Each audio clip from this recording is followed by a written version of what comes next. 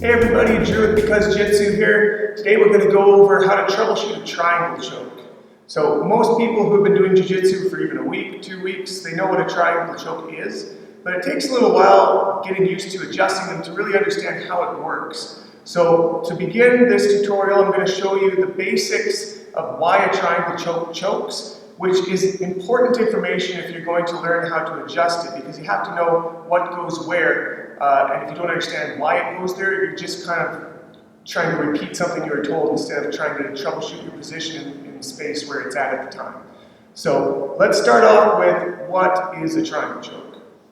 Alright, so to begin with, a triangle choke is always going to involve one of their arms inside my guard, one of their arms out. The lock is going to be to the outside of the body for an important reason. I'm trying to close the carotid arteries which run along the sides of their neck. Okay, when you do that, you get a blood choke, causes them to pass out. Hopefully they tap before them. My leg on this side is closing the carotid artery on that side. I don't have to worry too much about that one. That one's really easy to keep attached to their neck. This is usually where all the trouble comes in, right here for adjustment. What I'm trying to do is push their shoulder up into their neck, okay, that trap and deltoid area, squishing their own carotid artery. So this side I'm dealing with, this side their body's kind of dealing with. And to get that dynamic, it involves crushing this leg in towards their deltoid, pushing it that way. So that's why I want this knot on the outside. By knot, I mean where I'm attaching my foot right here behind my leg. So that is basically how a triangle choke works. We're trapping this side, the carotid artery with our leg, this side with their shoulder and trap with that squishing right here. Now we're going to go over a few ways that this can be troubleshot, can be fixed. Alright, so I'm not going to cover how to get into that one arm in, one arm out situation. There's 150 different ways to do that, and I'm sure you already know a dozen. So we're just going to assume that we got here and we've got our feet locked behind their back. This is what I like to call diamond guard. Okay, this is not a triangle. This is just the start to get to that triangle. So to begin with, I need to keep their posture broken. It's very important for me, the attacker, to compress them into my triangle. As the defender, obviously, conversely, they want to extend. So to start with that posture break, if they have a gi on, I can grab the collar here. No gi I can grab here. I like to grab right at the crown of the head right here to try to bend their head down, and then keep one hand here to keep them broken. Okay, so now I've got their posture broken, but I've still just got a diamond guard here. I need to change this into that outside knot, and to do that, I do not want to open my legs before I close my circle. So what I mean by that is I've got a closed circle right now. He's trapped. If I open it before blocking his movement, he'll just back right out. It's open, it's like an open guard. So what I want to do is before I untie my feet here, I'm going to grab my shin right here. Now, as I let go, it's still a closed circle. See, with my arm now.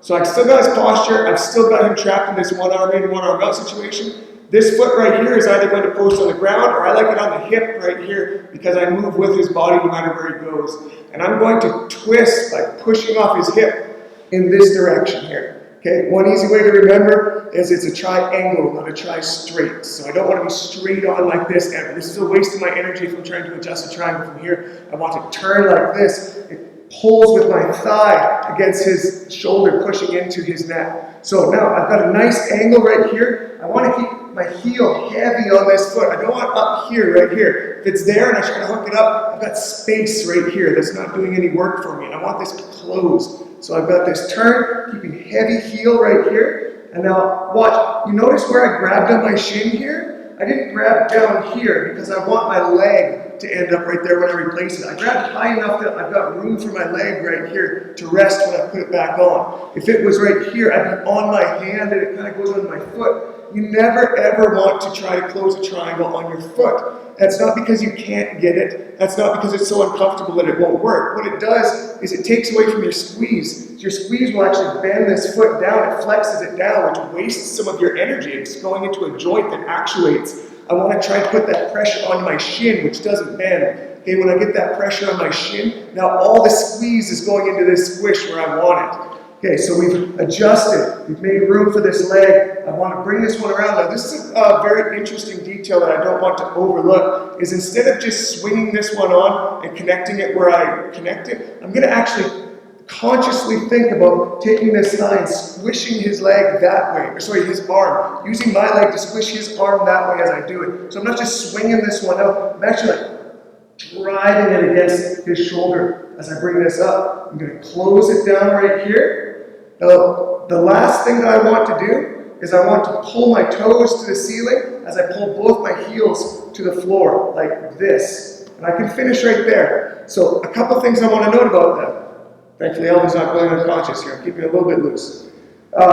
Is I pull my toes back because what it does is it turns my calves from, if I can show you my beautiful calves, it turns them from jello right here to a rock right there as I pull back. Okay, so that actually adds rigidity to that closure of my legs on both legs. When the calves go solid like this, it squishes everything in, and as I pull my heels down, it pulls everything in. So that's the first thing I wanted to note. Second thing you may have noticed at this point, if you're used to adjusting triangles, is I didn't really spend much effort trying to drag this arm across. And this is something that if you go about this type of adjustment, is kind of a minor detail. It will get tighter if you drag this arm across, but if it's at least up on your thigh and hip here, this is fine. I can finish with his arm in front of his face. The only time I need to really worry about this arm is if you manage to get it behind here. Okay, this is going to cause me problems. It's harder to turn. I don't get that shoulder squish. This I'd have to deal with. If it's up on my body here,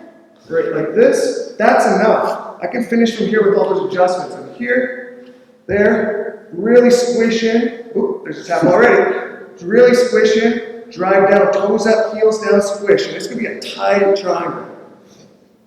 All right, so we're going to cover three different odd adjustments that you can do to a triangle. These are kind of like other options if your triangle's not working.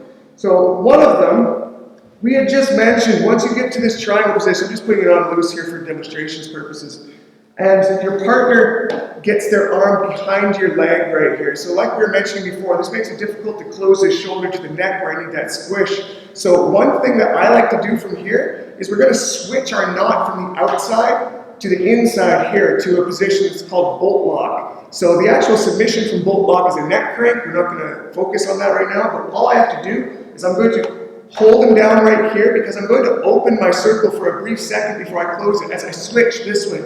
Okay, so I put my knot now onto his body. This is not a choke anymore, but what it allows me to do is it turns to this side here where I can address this arm. So now I was trapped over here where it's difficult to reach this arm.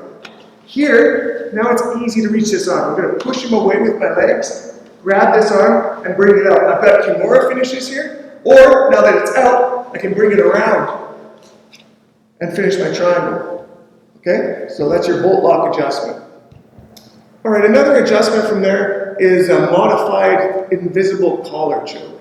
Okay, so the invisible collar is more of a no-gi choke, but what it essentially involves is using an arm on this side of their neck instead of using their shoulder. So whether you like this choke and that's why you chose it, or if you're just having troubles adjusting and having a difficult time troubleshooting, you can go to this option where I'm going to take my cross arm here, not the one on the side of his neck, the one on the opposite side over here. And I'm going to come over like this. I'll close my circle as I adjust. Now I really want to turn so that I reach way through and put my forearm here against the side of the neck.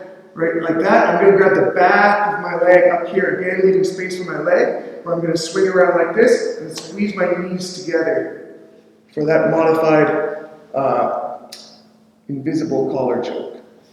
One more time.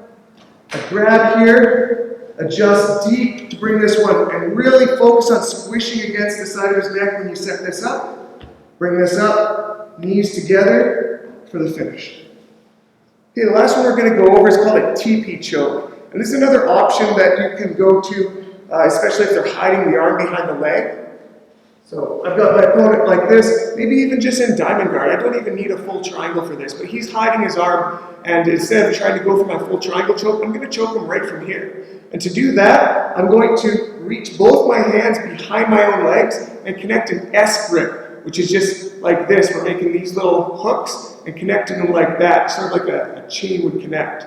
We're going to extend our legs, reach like this, and now the goal is to use the power of our arms and the power of our legs to crush everything in from this side to this side in the middle, right here, as we extend up and squeeze for the finish. And this one is a big compression on your partners. They'll feel it kind of crushing in their ribs and collarbone area as well as the choke. So it's a terrible position to get stuck in. Again, we're here, he's hiding his arm. I'm just going to reach behind, make my connection. I want to extend my legs straight up as I squish my knees in and really use my arms to add pressure to that squeeze to get our finish. All right, guys, so that's how I like to adjust my triangles. There are other schools of thought, and we can touch on those another time, but I hope that helps. I love hitting the triangle choke, and if you get really good at adjusting it, you can sort of modify it on the fly depending on how they're defending. So tell me what you think. Tell me about any other techniques you'd like to see. I'm taking requests in the comment section, so drop them down there. Subscribe, and we'll see you on the next one.